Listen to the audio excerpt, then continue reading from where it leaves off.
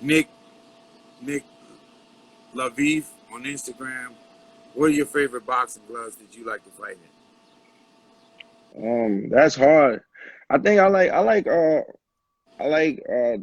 the what's the name of them? The Elite Pro MXs, or I like Grant. I like the Elite Pro MX gloves, or Grant. I mean, I haven't really get to wander off and try too many different gloves because I mean, I ain't I don't really be having the opportunity to just get different gloves, but for the most part, the gloves that I use so far, I like Grant and I like the MX Pro Elites. in? Yeah, and what do you like to box in? When you Shoe, sparring?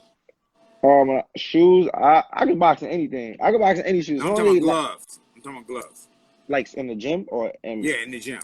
Oh, I like winning. Winning is my favorite glove. Winning. Yeah. Yeah, It's just something about those winning gloves, man. From a yeah, comfort level, it's yeah. like again, it's like obviously Floyd's been using them for years and years and years.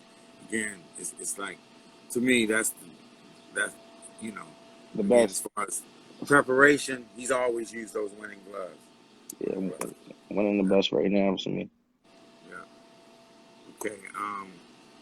Cody Rodriguez, um, you represented your country in the Olympics. What was your best experience about being in the Olympics? That's a once in a lifetime experience because you don't.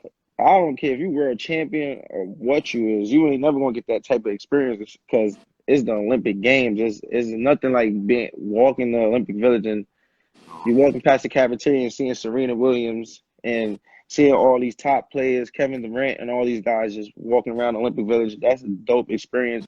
That's something that it was one of my biggest accomplishments in life, just making it to that level. At a young age, I was 18 years old when I went to Olympic Games, and I really was kind of inexperienced at that age, but it just showed me my skill set as a fighter, and just being it, it gave me a lot of confidence to believe in myself because like I said, where I come from, I never heard of nobody ever making it somewhere like that. So it was just a dope experience. And if I can go back and relive it twice, that if there's certain things in life you want to go back and relive twice, and those were one of the things that I would love to go back and relive twice. Right. Cool. Um, William Reardon on Instagram. Who's your all-time greatest fighter? My all-time greatest fighter is Floyd Mayweather. Okay. I respect that all day, brother. Um,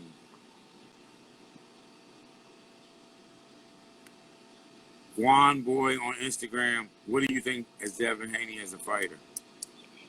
I think Devin Haney is a good fighter. He's young, he's hungry, and I think his work ethic is gonna separate him a lot from the rest of the younger fighters coming up. Because if you can't stay dedicated to your craft, because it's not a sprint, it's a marathon. So I think he's playing the long game, and he's working hard on his craft, and I definitely got to respect that.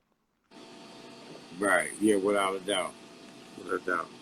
Um, Splurge on Instagram. What do you think about Argenis Mendez as a fighter? I don't think nothing of him. I think if I fight Hennis Mendez right now, I'll beat him. I don't think he'll give me no problem. I think I mean, I got to respect him. He's world champion, but I mean, I seen him fight Juan Hernandez in the Barkley, and he didn't impress me at all. I mean, I thought that I didn't really see nothing much of him. Okay. Do you want some of that work?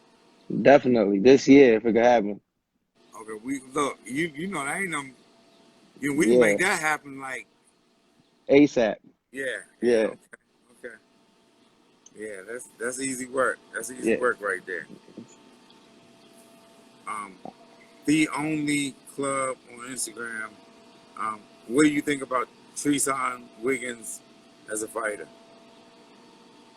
I think he a good fighter. I mean, he cool. He a good fighter. I think that maybe I mean I don't know what much to think of him the other way he brings to the table. What he was one of the fighters that definitely gave me that experience.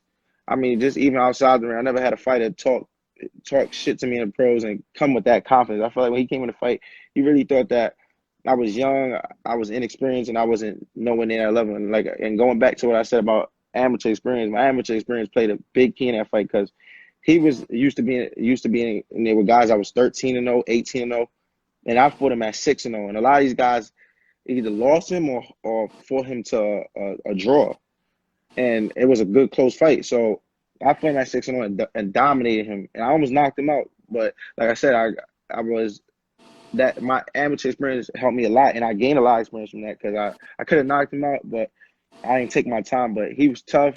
He was tough. He was a long, lanky southpaw, and I feel like he would beat a lot of young fighters coming up if they're not on the A game.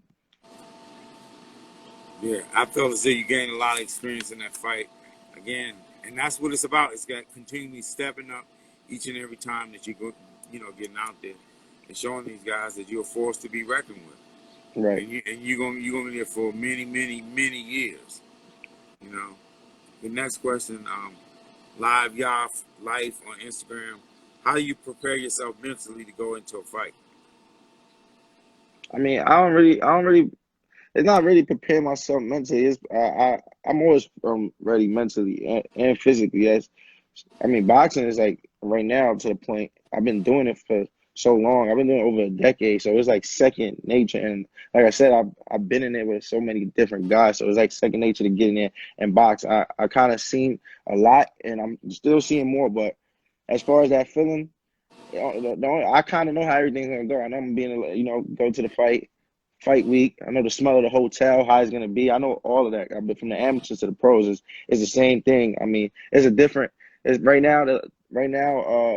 It's just about getting to the big fights, like the pay-per-view fights and stuff like that. Things I didn't experience yet, but right now I'm always prepared mentally to go fight. It's just getting there and just getting to the back locker room, lacing up and going to fight. That's cool. TMT4L0466. Does it motivate you that several of your friends are world champions? Yeah, that motivates me a lot.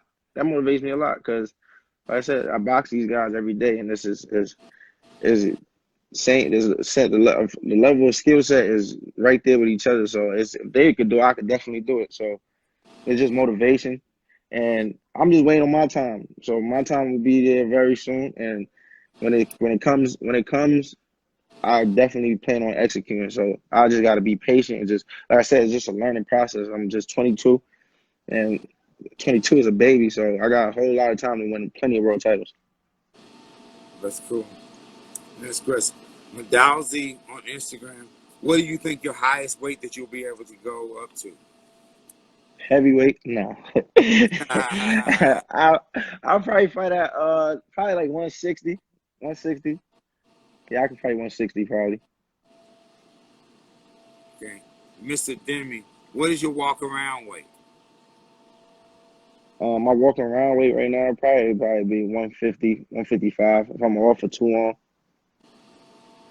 Okay, yeah, because you always, that's one thing I admire, I always have in mind about you. You stay around the gym, Yeah. because your body is your temple, and that's what's up, Okay. Joe Boxing on Instagram. What's the best advice you can give a kid who's coming into the pro game at 18?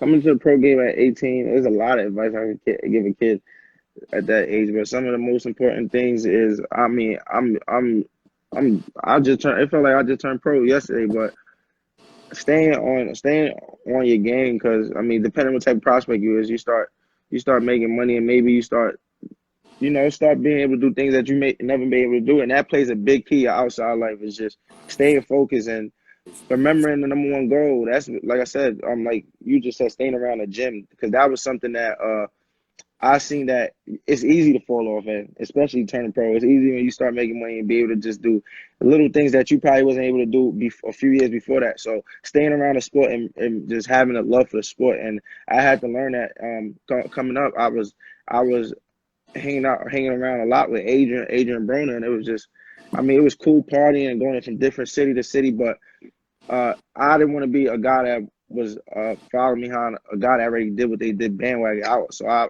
had to take a step back, look at myself, and say to myself that I want to just be around the sport because this is what I really love. I don't really love going out partying and stuff. I kind of just love just just working hard and staying around the craft. This is what I love. This is what I get excited for, and this is what going to take me to where I want to be. So when you turn pro young, just make sure you love the craft 100% and staying dedicated to it. Because I mean, it might sound like a simple advice right now, but when you going through it and getting through it, is sometimes you might fall off course, and you're not probably won't be as privileged as a Devin Haney that has a father or somebody to guide him and tell him, yo, you can't do this, you can't do that. You probably got to take it upon yourself. So that was something with me. That was a big part of myself. I had to fight and just really sit myself down and make myself stay around the sport, which was not hard because I love boxing, so it's not hard to do.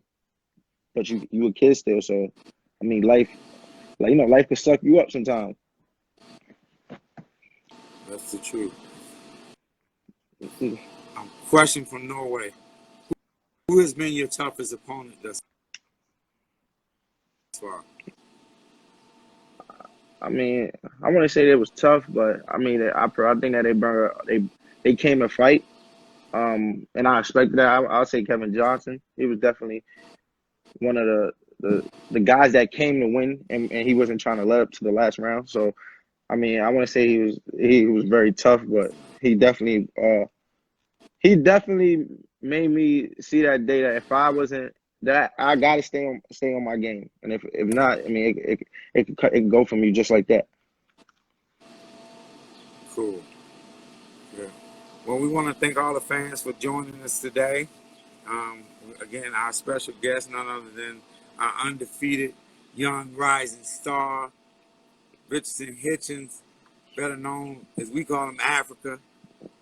So you said like to say any parting words to the fans? I just want all my fans and all the fans, just stay focused. I mean, not stay focused. I'm staying focused. I'm staying in the gym.